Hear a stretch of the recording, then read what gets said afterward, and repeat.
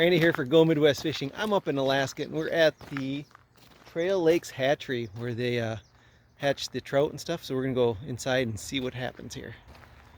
Our coho modules. So we raise two kinds of salmon here. We raise coho salmon and sockeye salmon. Yeah, sockeye are really sensitive to a lot of different diseases, which is why there are foot baths everywhere. And, cool. So these are smolt. What kind are these? Are what kind? These are sockeye and coho.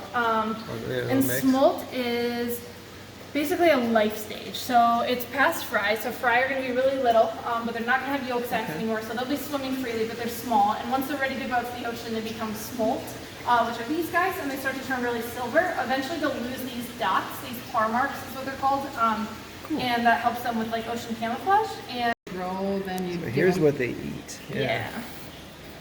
I think the biggest that we feed is 2.2 mil pellets. I think this is the biggest pellet that we'll feed because we don't do anything with adults other than like catch them and spawn them. I think one. And here's the boards that show the life cycle here. Did we learn anything from this tour? It was actually, I mean, it wasn't much, just a little hallway there, but she kind of told us how they do everything. Yeah. It's kind of neat. And how they take like foot planes and fill underneath the plane with the fish. Yeah, and then they just drop them in the lake. Drop them into certain lakes that they.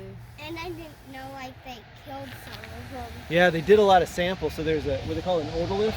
Yeah, There's like a mineral back behind their head, and basically they mark it by adjusting the water temperature, and then it makes these like little rings on it, and then every so many fish they'll sample, and they'll cut back their head open, pull this little, looks like a little tiny rock or something, clear rock, and you look at it under a microscope, you see the rings.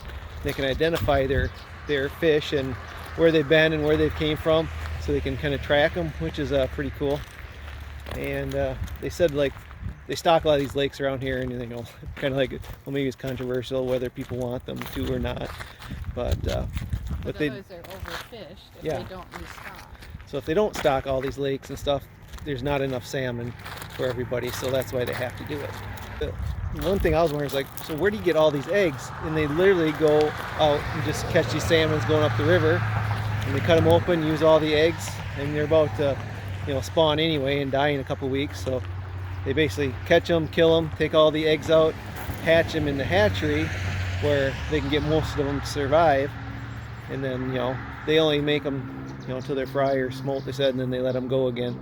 And the cycle starts all over, they let them go, and then they come back up, they catch them and take their eggs again. Because they're smolt, they do learn their environment so that they do know where to go. Yeah, because you know how they go back to where they came from?